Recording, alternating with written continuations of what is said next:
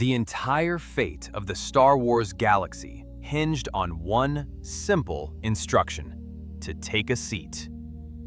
In Revenge of the Sith, Anakin Skywalker ignored this order before marching into the Chancellor's office to help birth the Galactic Empire. Consider a scenario where the Chosen One actually listened to Mace Windu and stayed in that chair. The result is not just a happy ending, but a political nightmare leading to a Jedi civil war and a completely different life for Luke and Leia. This is the story of the galaxy where Darth Vader never existed. Anakin Skywalker sat alone in the Jedi Council chambers, where the room was silent while his mind screamed. Outside the transparent steel windows, the sun began to set on Coruscant and cast long shadows across the empty seats of the Masters, who were already dead or fighting on distant worlds. He gripped the armrests of his chair until the leather creaked. Every instinct told him to run so he could save Palpatine and Padmé. The voice of the Sith Lord echoed in his head while promising power and life. However, the discipline instilled by Obi-Wan Kenobi held firm this time. He did not stand up or run to the hangar. He stared at the floor while sweating and shaking to fight the hardest battle of his life without ever igniting his lightsaber. In the Chancellor's office, miles away, the destiny of the galaxy was being decided without him. In the Chancellor's office, the duel played out exactly as we saw, with one major difference. Mace Windu channeled his own darkness through Vapad to match the ferocity of the Sith Lord, while 3 Jedi Masters lay dead on the floor. Palpatine released a storm of Force lightning to blast Windu out the window, but the Jedi Master's purple blade absorbed the energy. In the original timeline, this is when Anakin walked in, so Palpatine sensed him and feigned weakness to manipulate the boy. Tonight, the door remained closed, meaning there was no Anakin and no distraction. Palpatine realized too late that his gamble had failed. He poured more hatred into his lightning, which melted his own face, but Windu didn't waver. With a precise and lethal strike, Mace Windu severed the Sith Lord's head from his shoulders. The reign of Darth Sidious ended before it truly began. We have to stop for a second to thank user Galactic Archives 99 and everyone else who suggested this what-if scenario in the comments. We build these videos from your ideas, so if you have another theory, like Obi-Wan joining Dooku, please drop it down below, right now. The comment with the most likes gets turned into our next video. While you are down there, click that subscribe button so you don't miss it when we upload your idea. Silence fell over the Chancellor's suite. The most powerful man in the galaxy lay dead on the carpet, surrounded by the bodies of Saci Teen, Kit Fisto, and Agent Kolar. Mace Windu deactivated his lightsaber with his chest heaving. He wasn't a hero yet, but rather a murderer in the eyes of the law. He immediately moved to secure the office and found the recording devices that Palpatine had likely tampered with, because he needed proof. At that moment, the door hissed open. Anakin Skywalker rushed in with his lightsaber in hand, but he was minutes too late. He saw the body of the man he thought was his friend, alongside the smoke rising from the deformities on Palpatine's face. Anakin fell to his knees in sheer terror rather than anger. He whispered that Palpatine was the only one who could save her. The next morning, the galaxy woke up to chaos as the Jedi High Council declared martial law. They released footage showing the Chancellor attacking the Jedi Masters with a red lightsaber to prove he was a Sith Lord. To the average citizen on Coruscant, a Sith was just a religious word they didn't understand. What they saw was a group of monks assassinating the beloved leader who had guided them through the Clone Wars. The Senate erupted into turmoil. Senators like Bail Organa and Mon Mothma tried to support the Jedi, while others accused them of treason. Mas Amidala, the vice chair and a secret pawn of Palpatine, tried to issue Order 66, but failed? The inhibitor chips in the clones' heads were designed to respond to a specific command from the Chancellor himself, or a verified state of emergency that the Jedi quickly blocked by seizing the communications center.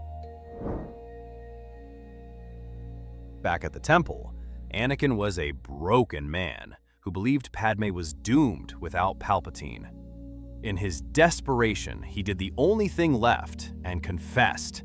He marched into the healing halls, where Yoda was being treated after returning from Kashyyyk, and told him everything.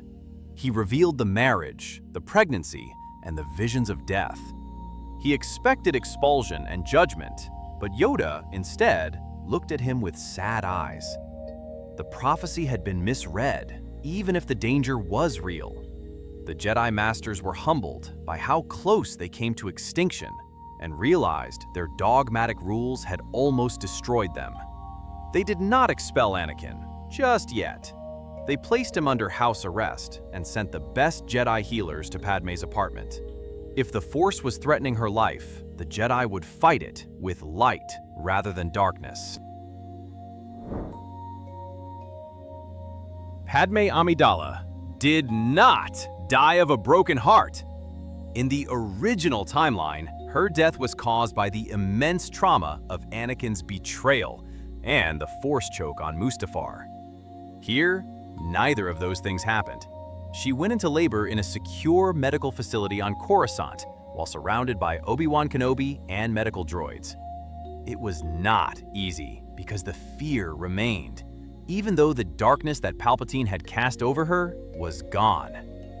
Yet, she found the will to live when she heard the cries of 2 babies. Luke and Leia were born in the heart of the Republic rather than in secret on an asteroid. Anakin was allowed to see them for only a moment before the Council pulled him away to answer for his actions. He held his son and felt the dragon in his heart go to sleep for the first time in months. The war was technically over since General Grievous was dead after being killed by Obi-Wan just days prior. The Separatist leaders hiding on Mustafar waited for a Darth Vader who never came. Eventually, a Republic task force found and arrested them, but the real trial was happening in the Jedi Temple. Anakin Skywalker stood before the Council. He had broken the code, but he had also saved the Order by refusing to intervene.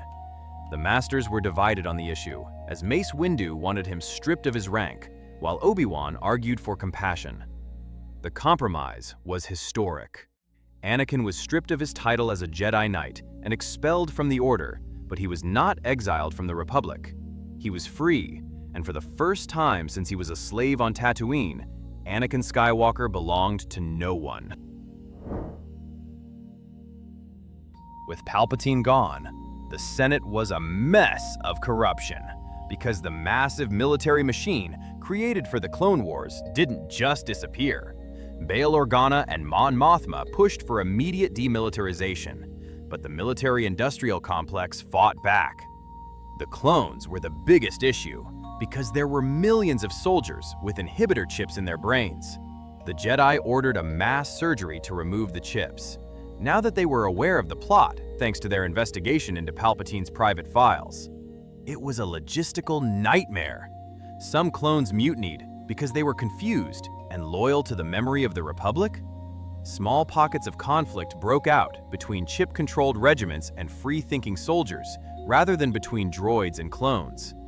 The Clone Wars ended, but the Clone Rebellion began as a shorter and sadder conflict that scarred the galaxy.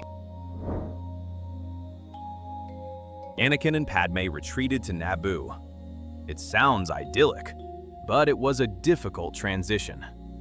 Anakin was a warrior who had known nothing but combat since he was 9, and now he was changing diapers and attending diplomatic dinners. He struggled with boredom and his own temper. There were nights he woke up sweating and reaching for a lightsaber that wasn't there. Fortunately, he had help. Ahsoka Tano returned from the siege of Mandalore after hearing the news of the war's end. She wasn't a Jedi either, so the 2 outcasts found a new purpose: together.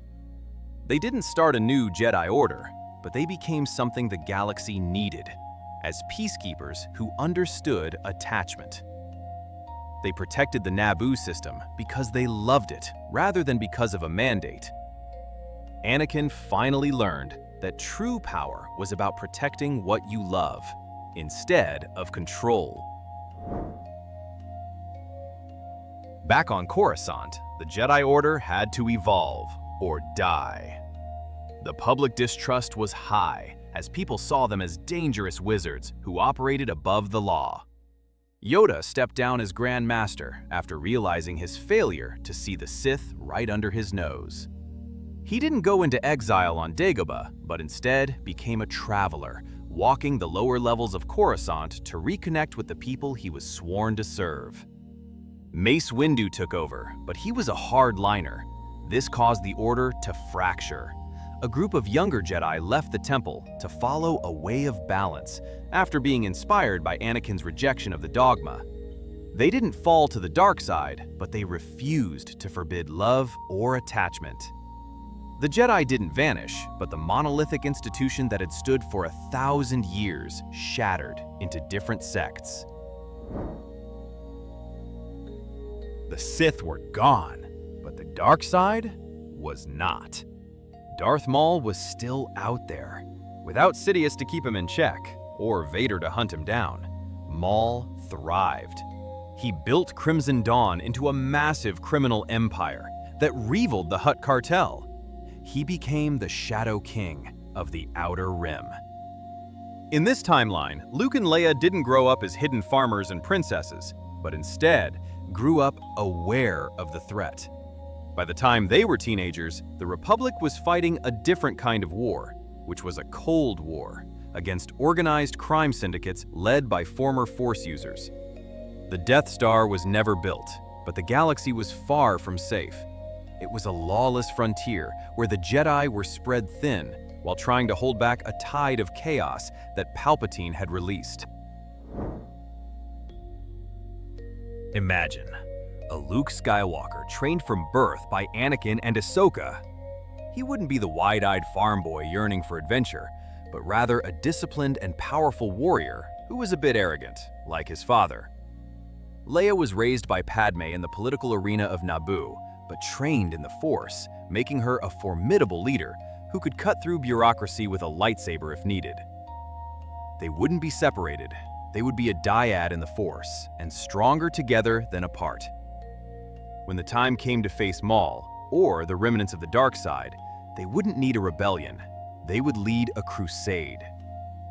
The tragedy of the Skywalker family would be replaced by a powerful, influential, and slightly dangerous dynasty. They brought balance, but balance is always precarious. Anakin did bring balance to the Force by taking a seat. By refusing to act, he allowed the darkness to destroy itself. He didn't throw the Emperor down a reactor shaft to save his son, but rather, he let Mace Windu cut the head off the snake to save his soul. The prophecy wasn't about a grand battle, but about a choice. The galaxy didn't become a paradise. Politics remained messy, crime rose, and the Jedi had to rebuild from the ground up. However, billions of lives were saved. Alderaan never exploded. The Tusken Raiders on Tatooine were still dead, but the younglings in the temple lived. Anakin Skywalker lived. He wasn't the hero on a pedestal, but just a man on a porch in Naboo, watching his children play, while finally at peace. Ultimately, the difference between a galactic dictatorship and a flawed republic came down to a few seconds of patience. Anakin Skywalker's decision to stay in that chair didn't fix everything, but it gave the galaxy a chance to heal on its own terms. It reminds us that sometimes the hardest thing to do is absolutely nothing. If you enjoyed this look into a better galaxy, verify your subscription status right now to catch our next breakdown. Thanks for watching, and may the Force be with you.